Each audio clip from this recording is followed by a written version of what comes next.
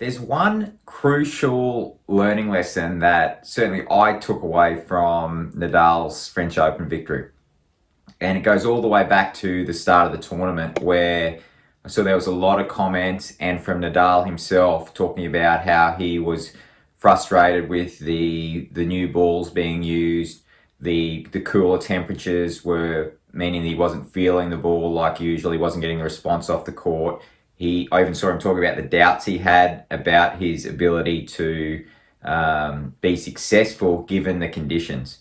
And at the end of the tournament, watching his end of tournament press conference, talked about how that was basically his response to the conditions of this tournament and how he was able to overcome that was what made it so special for him.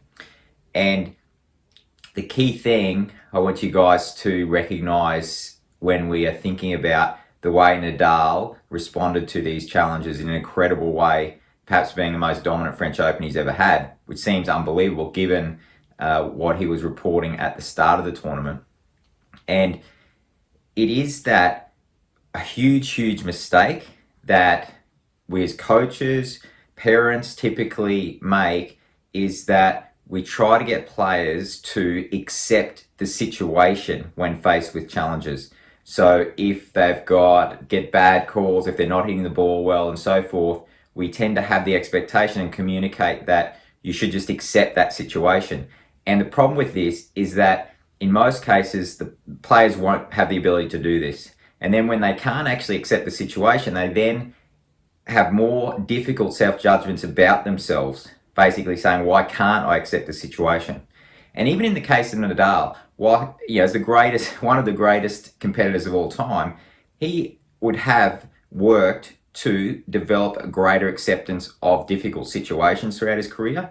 But in this case, in the French Open, the key skill that he also showed was the ability to respond well to the difficult internal experiences about the situation when he didn't accept the situation. So when he talked of his frustration, his doubts, he wasn't accepting the situation. He was experiencing difficult thoughts and feelings about that situation, which he then had to work to respond to. So when we're trying to be helpful to players, the most crucial skill of all that we can help them develop is actually normalizing the natural lack of acceptance about the situations that we all face, we all experience when faced with challenges. And then the real key skill, which leads to the most improvement in players, is more acceptance of the difficult internal experiences about not accepting the situation. So if I feel frustration because I'm not hitting the ball well, if I feel